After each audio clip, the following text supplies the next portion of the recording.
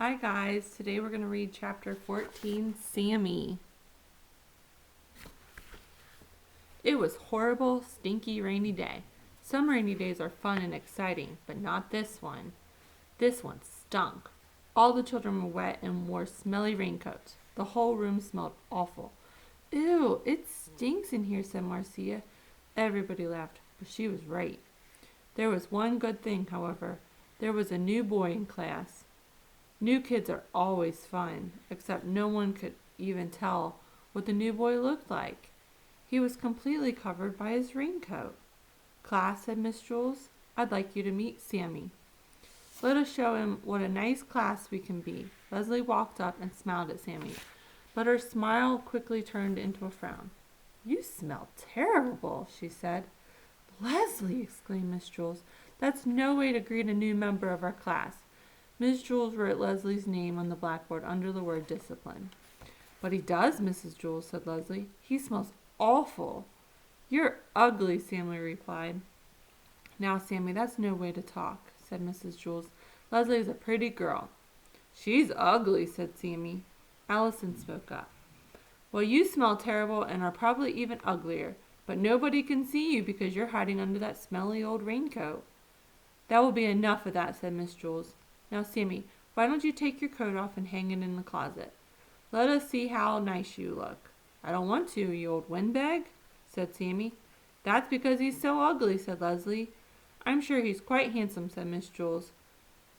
He's just shy. Here, let me help you. Miss Jules took off Sammy's raincoat for him, but underneath was still another raincoat, even dirtier and smellier than the first one. They still couldn't see his face. Ooh, now he smells even worse, said Marcia. You don't exactly smell like a rose either, Sammy replied. Mrs. Jules took off his second raincoat, but there was still another one under that. And the smell became so bad that Miss Jules had to run and stick her head out the window to get some fresh air. You're all a bunch of pigs, Sammy screeched. Dirt and rotten pigs. The smell was overpowering. Sammy just stood there, hidden under his raincoat. Mrs. Jules wrote Sammy's name under the word discipline. Send him home on the kindergarten bus, said Joy.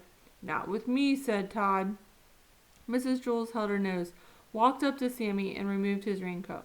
She threw it out the window, but he still had on another one. Sammy hissed, Hey, old windbag, watch where you throw my good clothes. Mrs. Jules put a check next to Sammy's name on the blackboard. Then she took off another raincoat and threw it out the window. The smell got worse, for he had still another one. Sammy began to laugh. His horrible laugh was even worse than his horrible voice. When Sammy first came into the room, he was 4 feet tall, but after Miss Jules removed 6 of his raincoats, he was only 3 feet tall, and there were still more raincoats to go. Mrs. Jules circled his name and removed another coat. She threw it out the window. Then she put a triangle around the circle and threw another one of his coats outside. She kept doing this until Sammy was only 1.5 feet high. With every coat she took off, Sammy's laugh got louder and the smell got worse. Some of the children held their ears. Others could hold only one ear because they were holding their nose with the other hand. It was hard to say which was worse, the laugh or the smell. Sammy stopped laughing and said, Hey, old windbag, if you take off one more of my coats and throw it out the window, I'll bite your head off. They smell too bad for me to allow them in my classroom, said Miss Jules. You can pick them up when you leave.